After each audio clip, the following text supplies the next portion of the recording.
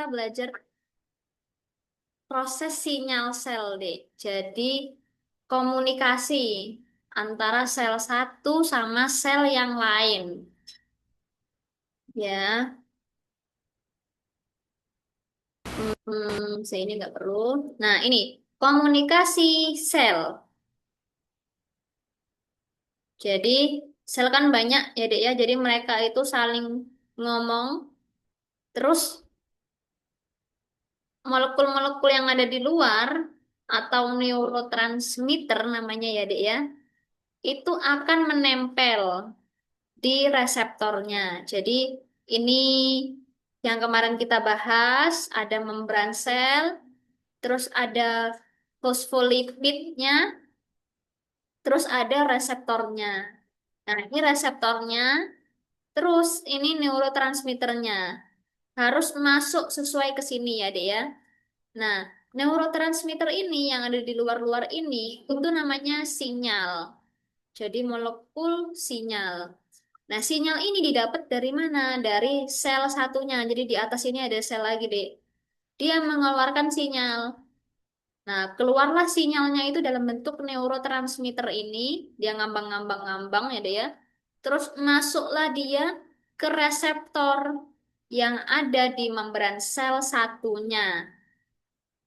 Jadi tersampaikanlah komunikasinya itu dari sel satu ini ke sel yang kedua ini. Gitu ya. Prosesnya ada yang namanya transduksi sinyal.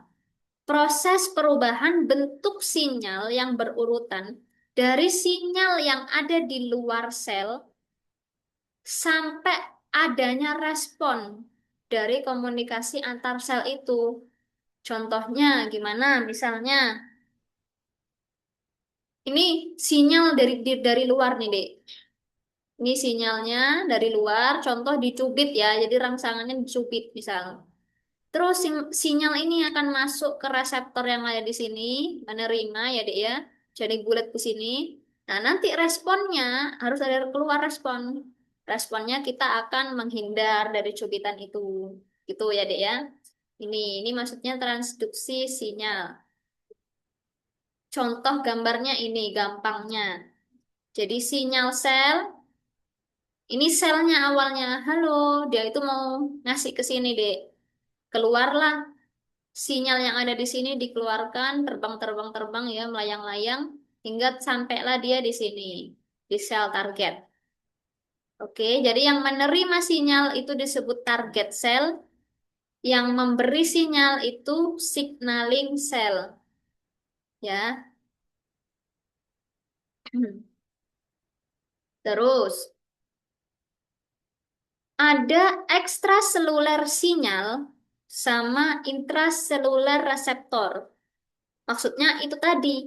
Jadi sinyal-sinyal yang ada di luar sel akan berikatan sama reseptor. Nah, jadi ini tadi sinyalnya dari luar, yaitu dari ekstrasel, ekstraseluler signal, ditangkap sama reseptor yang warna hijau ini spesifik. Jadi dia khusus ini lingkaran, setengah lingkaran. Ya, ini strukturnya juga setengah lingkaran, jadi bisa ya, Dek, ya sinyalnya masuk ke sel target, sel yang menerima. Hmm. Nah, ini sel surface reseptor, jadi reseptor yang ada di membran sel di luar. Kalau yang intraseluler reseptor, itu reseptornya ada di dalamnya sel.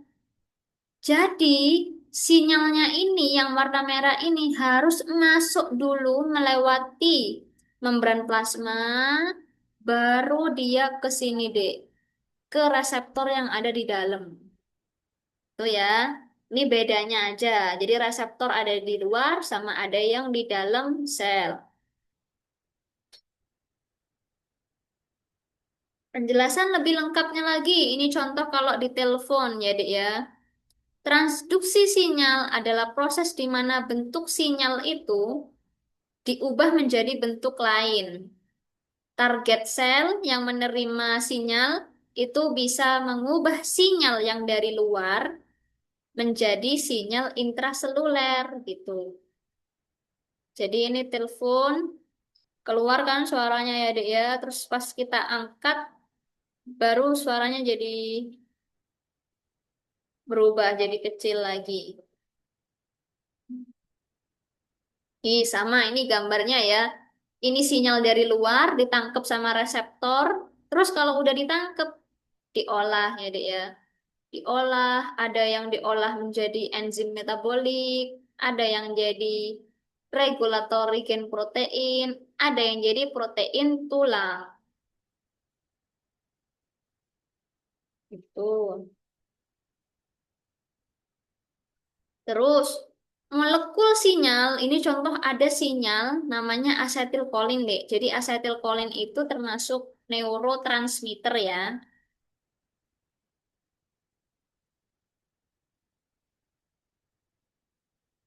Nah, asetilkolin ditangkaplah sama reseptor yang ada di sel heart muscle, di sel otot yang ada di hati.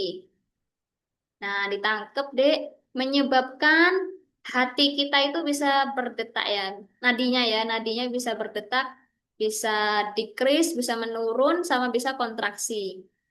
Tapi kalau asetilkolin ini ditangkap sama s- kelenjar, sel kelenjar saliva, nanti salivanya keluar, jadi sekresi kelenjar saliva gitu. Beda-beda ya, Dek ya.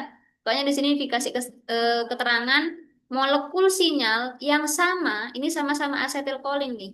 Tapi bisa memberikan efek yang berbeda pada sel target yang berbeda. Jadi kalau kelenjar saliva kan nggak mungkin kontraksi kan ya, Dek ya, kayak nadi nggak mungkin. Jadi pasti keluar kelenjar saliva. Di sel otot skeletal dia akan kontraksi ototnya. Tuh ya. Oke, ini sekarang cara melakukan komunikasi. Caranya membentuk gap junction. Terjadi hubungan antara sitoplasma dari sel satu sama sel lainnya yang terjadi di dalam organ jantung sama otak. Jadi pertanyaannya adalah di jantung sama di otak itu komunikasinya membentuk apa gitu deh ya. Itu gap junction ya. Terus komunikasi ini paling cepet deh, karena yang organ vital di tubuh kita itu jantung sama otak ya, yang paling penting.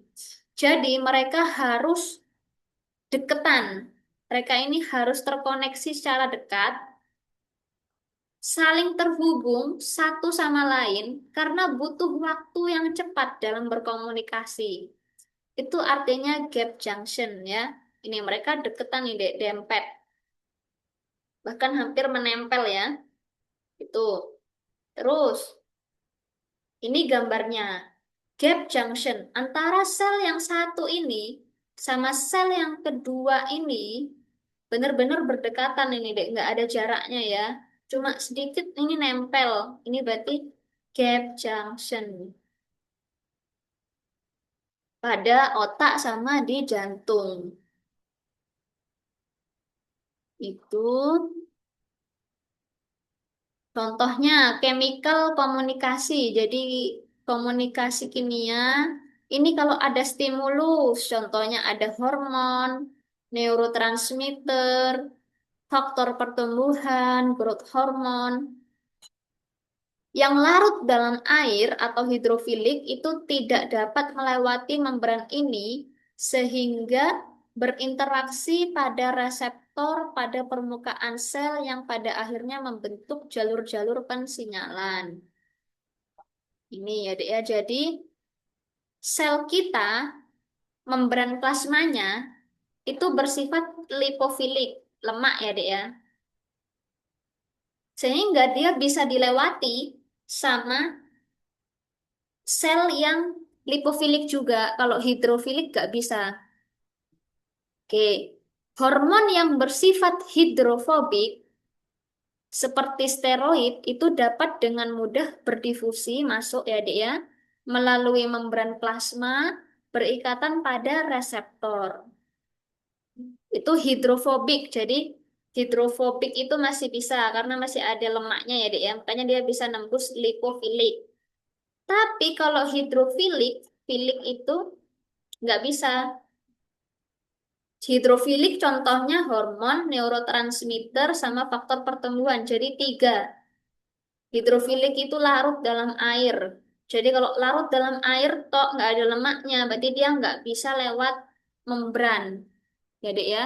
Sehingga interaksinya cuma di reseptor yang di luarnya ini aja. Terus karena interaksi, maka membentuk jalur-jalur pensinyalan sel sendiri. Tiba-tiba bentuk ke sini, bentuk ke sini, bentuk ke sini. Ya.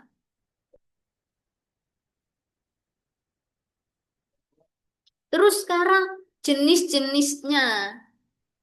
Tadi itu eh, proses singkatnya ya, Dek ya, transduksi sinyal dari luar ditangkap sama reseptor kan ya. Terus kalau gap junction tadi deketan ya, Dek ya. Contohnya di jantung sama otot. Nah, ini jenis-jenis komunikasi sel deh. Pertama itu autokrin. Jadi autokrin itu ini kan ada molekul ya, Dek ya. Nah, contoh ini deh, yang ini. Dia punya neurotransmitter ini. Neurotransmitter itu sinyalnya ya. Terus dikeluarkan sama dia, keluar. Terus yang keluar ini bisa masuk ke sini, ditangkap. Nah, jadi ada yang mengeluarkan molekul, terus ditangkap sama yang satunya. Ditangkap lagi sama satunya ini. Ditangkap lagi di sini, ditangkap di sini, ditangkap di sini. Gitu. Itu berarti autokrin ya, Dek ya. Itu contohnya pada trombosit sama adenosin yang menggunakan mekanisme autokrin. Terus, sekarang yang parakrin. Parakrin itu dari satu sinyal sel, dia menghasilkan tiga molekul. Kalau yang tadi dia cuma ngasilin satu kan ya, Dek ya. Ini cuma ngasilin satu nih. Satu-satu ini harusnya ya. Satu ke satu sini, ke satu sini, ke satu sini gitu ya. Kalau yang parakrin ini tiga, terus ke sekitarnya. Satu dibawa ke sini, dua ke sini ya, tiga ke sini. Ini berarti parakrin. Gampangannya gitu ya, Dek ya. Kalau dari sini definisinya, molekul yang dilepaskan oleh sel hanya mempengaruhi sel target di dekatnya. Ini contoh-contoh parakrin. Jadi parakrin itu contohnya pada neutrofil, pada pelepasan H2O kalau seseorang itu terluka, atau pelepasan nitrit oksida untuk mengontrol sel-sel otot polos. Ini contoh parakrin.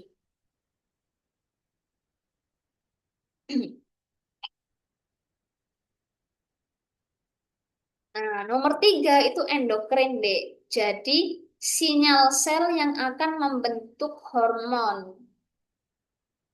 Contohnya ini, sel endokrin. Sel endokrin membuat sinyal. Sinyalnya dibawa ke pembuluh darah, terus dari pembuluh darah dia ke target sel, Dek. Contoh target selnya pankreas. Jadi kalau pankreasnya aktif, sudah menerima sinyal ya Dek ya, maka akan jadi insulin. Nah, contohnya betul. Ini contohnya dia ke mana? Adrenal. Adrenal. Suprarenal ya Dek ya, yang ada di atasnya ginjal. Ya, ke suprarenal dia akan mengeluarkan kortisol. Betul. Oke. Itu. Jadi dia kan ke tempat-tempat yang memproduksi hormon ya dia. Makanya di sini ada contohnya kortisol, estradiol, glukagon, insulin, testosteron dan tirosin. Ya. Lanjut sinapsis. Sinap itu berarti punyanya saraf ya, Dek ya. Nah, punyanya saraf. Jadi ada aksonnya, mediator sinyal, jadi yang membawa sinyal, akson, molekul sinyalnya namanya neurotransmitter yang ada di ujung sini. Terus jarak ke sel target itu jauh karena harus ke seluruh tubuh deh. Ini contohnya adalah asetilkolin sama GABA. Jadi asetilkolin itu neurotransmitternya, GABA itu juga neurotransmitternya. Nah, intinya adalah, Dek, komunikasi sel yang paling deket itu adalah yang gap junction tadi. Karena dia menempel ini ya, Dek ya. Nah, ini komunikasi paling deket nih, nempel. Tapi komunikasi yang paling jauh berarti yang sinap. Betul, yang sinap. Itu ya, Dek ya. Karena dia harus ke seluruh tubuh. Oke. Terus ini kontak dependen, ini juga sama kayak yang gap junction tadi. Ini dia langsung nempel, tapi ya nggak nempel kayak yang tadi ya, Dek ya. Kok tadi kan langsung nempel ya. Kalau ini masih ada jarak sedikit, tapi molekulnya itu ada di tubuhnya si signaling cell. Kalau tadi kan molekulnya terbang-terbang ya. Hmm. Kalau ini molekulnya itu menempel pada signaling cell. Ini deh, masih menempel di tubuhnya sel ya. Terus ditangkap sama reseptor. Ini berarti kontak dependen. Ya, jadi bedakan ya. Kalau yang ini molekulnya nempel di tubuhnya sel. Kalau yang ini molekulnya ini terbang-terbang ini. Dia kan terlepas dari selnya.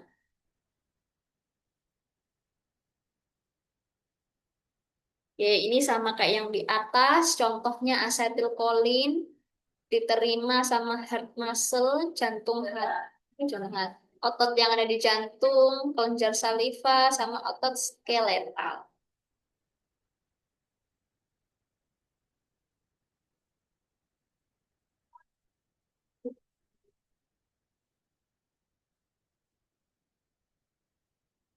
Nah, lanjut ini tabel ini mempermudah aja ya, Dek ya. Kayak ini cara bacanya insulin diproduksi oleh sel beta pankreas ya. Testosteron diproduksi oleh testis, tiroid oleh tiroid, kortisol oleh adrenal gland. Ya. Interaksi ligan sama reseptor sekarang deh.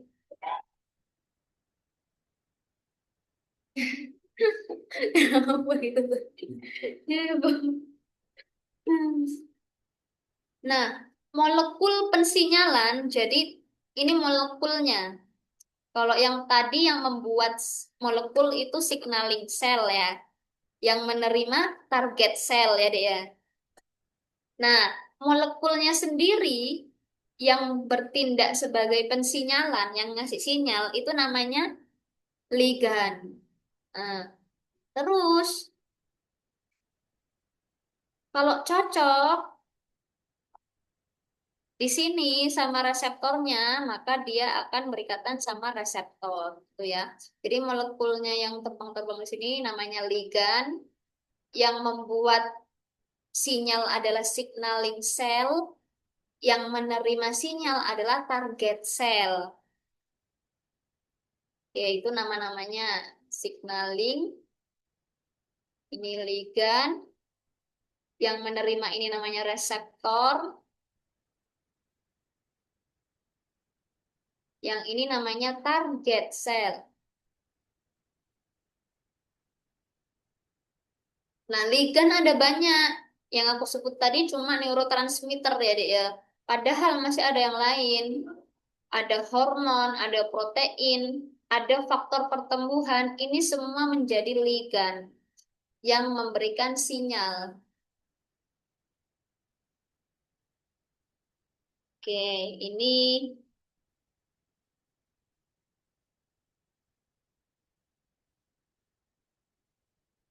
Nah, ini adalah contoh yang seperti ada di atas, Dek. Jadi, intraseluler reseptor itu reseptornya ada di dalam selnya. Nah, ini contohnya ada di pembuluh darah ya. Nah, ini di pembuluh darah ada ligan namanya hormon. Oke, di sini ligannya adalah hormon. Terus masuklah ke dalam sel, Dek. Diterima sama reseptor yang ada di dalam sel. Ini berarti intraseluler reseptor. Sama kayak tadi ya. Ini reseptor yang ada di dalam sel intinya, Dek. Jadi dia harus masuk menembus sel dulu, baru dia nempel sama reseptornya. Tapi kalau sel surface reseptor, berarti reseptornya ada di luarnya sel. Nih. Jadi ligannya, sinyalnya tadi itu masuklah nempel ke reseptornya ini. Tuh, jadi bedanya ini kayak gitu ya, reseptor intraseluler sama sel surface reseptor.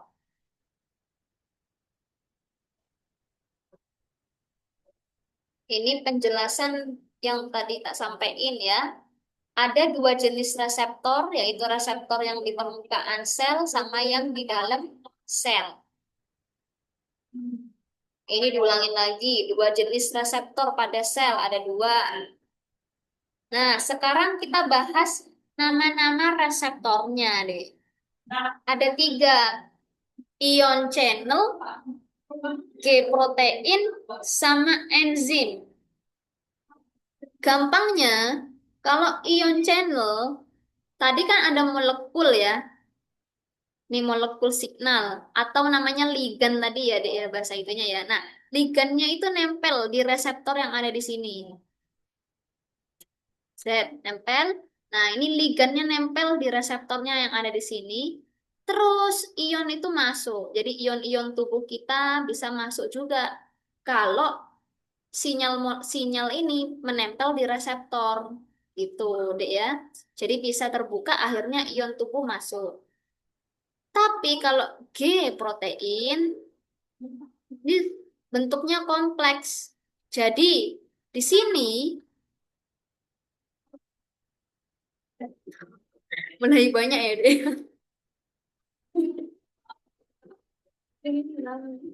Oh, boleh disaksi.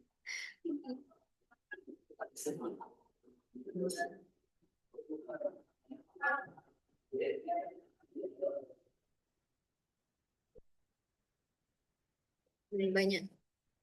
Makasih ya, dia. Oke, lanjut ya. Kalau G protein itu gini. Awalnya ini deh, ini ada reseptornya ya. Ini inaktif reseptor. Jadi reseptornya belum aktif. Ada inaktif G protein. Jadi G proteinnya belum aktif. Sama ini di sisi lain ada yang inaktif enzim. Yang inaktif enzim ini biar dulu, jangan dilihat ya. Nah, ketika ada ligan, datang nih ligannya nempel di reseptor, maka reseptornya aktif. Nah, ketika reseptornya aktif, maka G protein itu akan mendekatkan dirinya ya. Dek, ya, ini kayak ketarik deh. Ini ada magnetnya ya. Jadi dia akan menarik G protein sehingga terjadilah aktivasi reseptor dan G protein. Itu berarti G protein linked reseptor. Jadi G protein itu terlink. Jadi ada linknya ya biar nyambung sama reseptor. Sekarang yang enzim. Nah, ini kalau enzim. Enzim ini ligannya. Lebih kompleks ya, Dek ya. Ligannya itu ada dua nih. Terus kalau udah digabung, maka di sini akan aktif enzimnya. Gitu. Intinya gitu ya. Ini contoh-contoh aja. G protein, yang pakai G protein itu ada epinefrin, glukagon, sama serotonin. Ya, jadi epinefrin ini untuk saraf ya, Dek ya, untuk saraf simpatis. Jadi biar jantung berdetak, terus kelenjar saliva ini bisa keluar kelenjarnya. Tuh. Kalau glukagon, glukagon ini yang untuk menyimpan glukosa menjadi glikogen.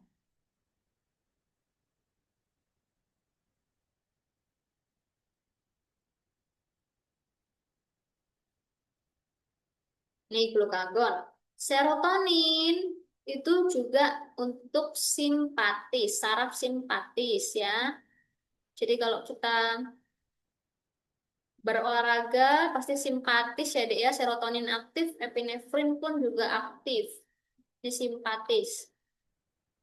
Nah, ini contoh-contoh yang pakai G protein. Terus yang pakai ion channel, jadi reseptornya namanya ion channel asetilkolin. Ya, ini tambahan aja. Tambahan kalau tirosin ada nambah lagi tirosin ya Dek ya. Ini contohnya eritropoietin sama interferon. Oke,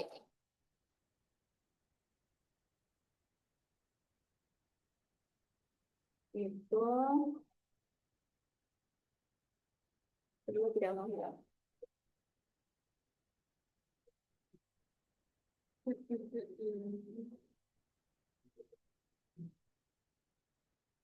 Oh, oke, udah balik lagi ya.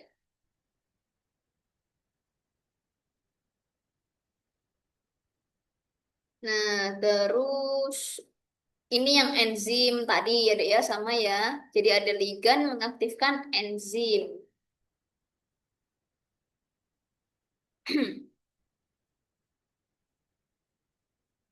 Sekarang lanjut ke sama ini diulangin lagi ya. Reseptor permukaan sel.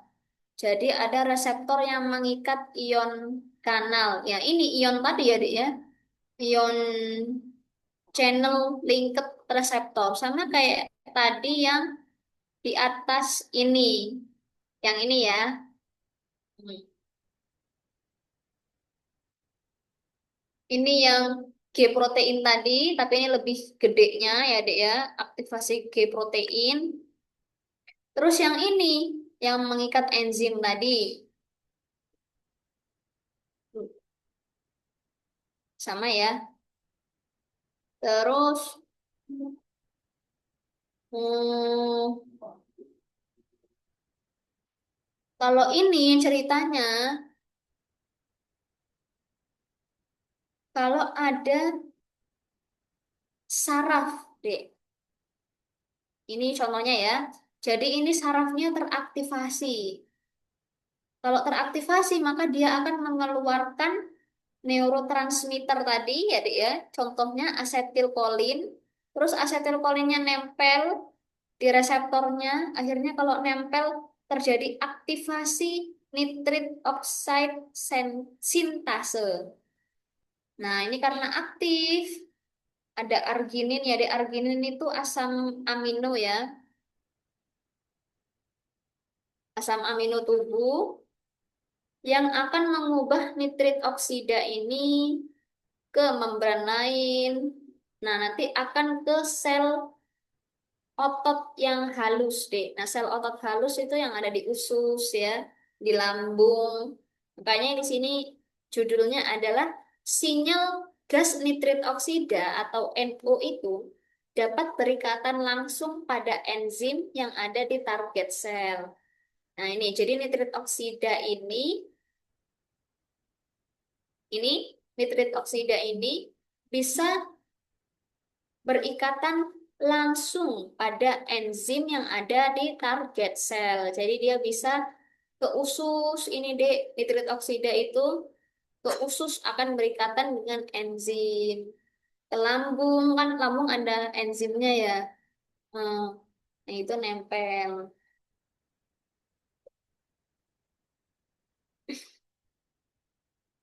Oke, ini contohnya. Kalau aktif, sudah diaktifkan, yang ada di target sel, maka terjadi proses transkripsi, translasi yang kemarin kita bahas itu deh, ya. Mm-mm. Ini contoh-contoh aja. Adrenalin di jantung pasti akan terjadi kontraksi otot jantung. Di otot muskulus akan terjadi pemecahan glikogen. Glikogen dipecah akhirnya menjadi glukosa ya, Dek ya. Terus di jaringan lemak bisa dipecah lemaknya. Ini contoh dari CAMP. CAMP itu adalah substrat tertentu yang akan membuat sel mempunyai respon yang berbeda, Dek. Jadi CAMP ini sama kayak neurotransmitter ya. Ini ligand juga. Nah, jadi dia bawa informasi, Dek. Informasinya kalau di jantung menyebabkan ini, di muskulus menyebabkan ini, di lemak menyebabkan ini. Itu ya. Jadi intinya semuanya memang tergantung sinyalnya ya, Dek ya. Sinyalnya itu apa? Nah, ini CAMP, ini sinyalnya ke jantung, ke muskulus, ke lemak akan menjadi ini semua. Kalau tadi sinyalnya ke hormon, ya akan membuat hormon kan ya. Kalau ke sel akan jadi transkripsi, translasi, itu ya.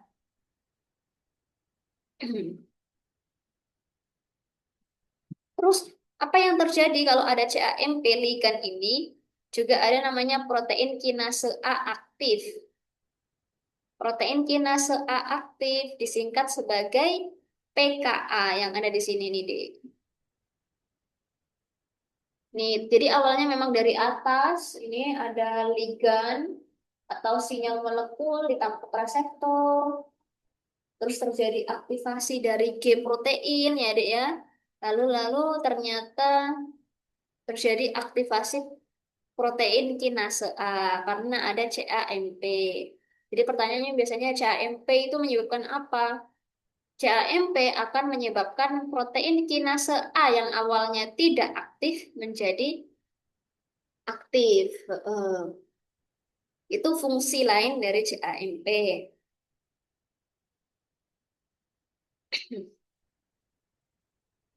Terus, nah ini gambarnya ya, yang inaktif ketika ada siklik AMP, jadi CAMP itu singkatannya dari siklik AMP ya, Dek ya. Di sini, siklik AMP itu dari mana, Kak? Dari sini, dari sinyal molekul ini.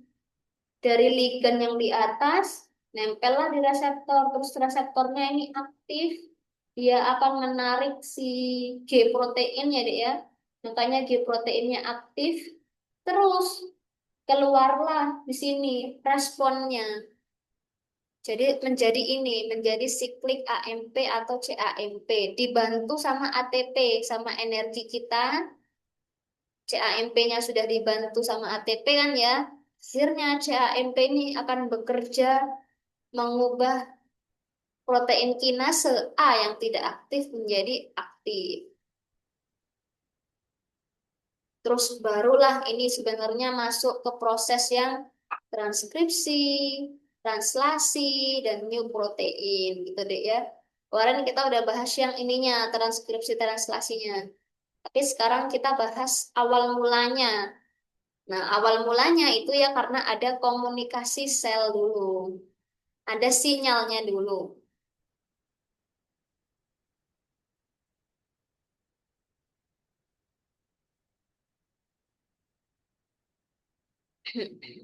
Nah, sekarang ini contoh yang inositol fosfolipid. Beda lagi ya, Dek ya.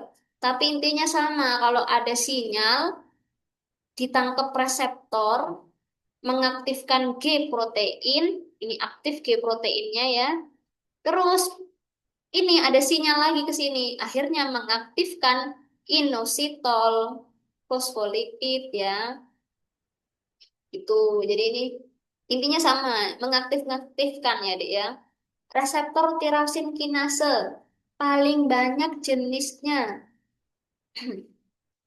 Protein sinyal ekstraseluler yang bekerja melalui reseptor ini bervariasi.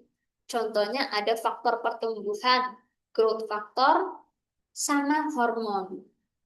Jadi, dua ini itu pakai reseptor yang namanya tirosin kinase. Ini sama ya, Dek. Ini diulangin lagi. Diulangin, tapi responnya apa? Ini responnya. Apakah kontraksi ototnya, atau metabolisme, atau memori pada otak kita ya, atau fertilisasi, pembuahan, atau diferensiasi sel atau proliferasi gitu. Jadi harapannya dari sinyal-sinyal itu ada responnya nih. Ini sama ya, reseptor ini dari ekstraseluler akan masuk ke dalam sel. Ini sama deh. Ini CAMP yang tadi. Nah, CAMP ini dihasilkan oleh ATP yang tadi ya, Dek ya. Energi kita. Jadi energi kita itu bisa membentuk CAMP, lalu CAMP dihancurkan, C-nya hilang, tinggal AMP. Itu ya. Jadi CAMP itu molekul juga, molekul sinyal. Jadi makanya aku bilang CAMP itu ligan ya, Dek ya. Dia itu molekul sinyal yang larut dalam air. Dia akan membawa sinyal dari membran sel ke dalam sitoplasma, lalu ke nukleus, atau ke bagian lain yang ada di dalam sel. Dia akan disintesis oleh ATP dan juga akan cepat didegradasi menjadi AMP. Ini responnya deh. Dia akan bekerja ke kelenjar tiroid, makanya nanti ada hormon TSH, ke korteks, jadi ACTH, itu ya. Ini enggak ada ya, ini enggak perlu. Ini disis-disisnya aja, ini kelainannya, gitu ya. Oh, ini sama lagi, ini yang tadi.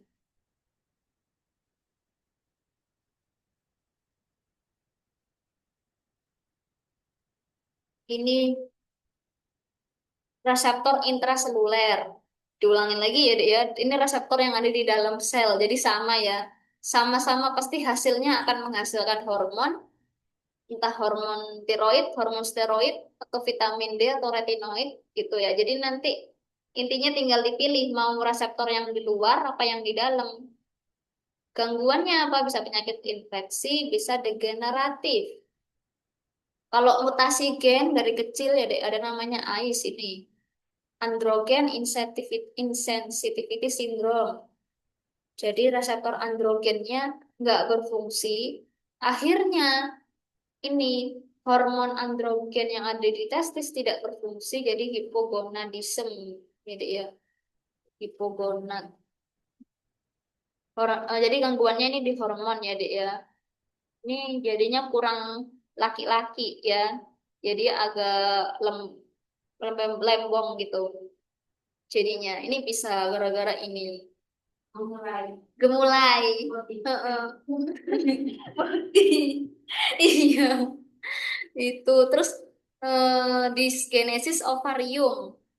Nah, ini ovariumnya tidak berkembang baik ya, Dek ya, karena ada mutasi di reseptor FSH-nya. Jadi reseptornya tadi yang di sel ini ya, Dek ya, yang ini dia nggak bagus. Jadi dia kalau ada sinyal, nah, dia nggak bisa nerima sinyalnya. Akhirnya FSH-nya ini nggak bisa terbentuk ya, Dek ya, inaktif makanya. Jadi ovarium tidak berkembang baik. Itu. Ini bawaan ya. Sudah.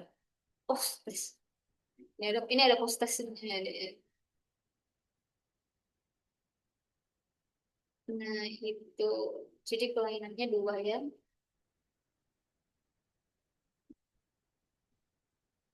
Yang ini ada yang mau ditanyain dulu. Gak ada ya. Oke. Sip, agak serak nih. Mm-mm. Foto. Iya, Dek, bener. Saya harus foto sekarang biar tidak lupa. Nggak ada komentar.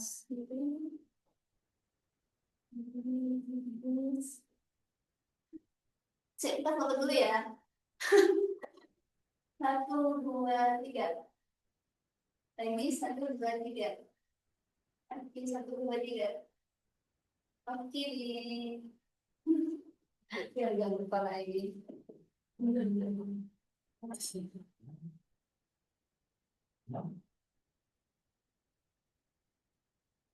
Nah, itu sinyal sel.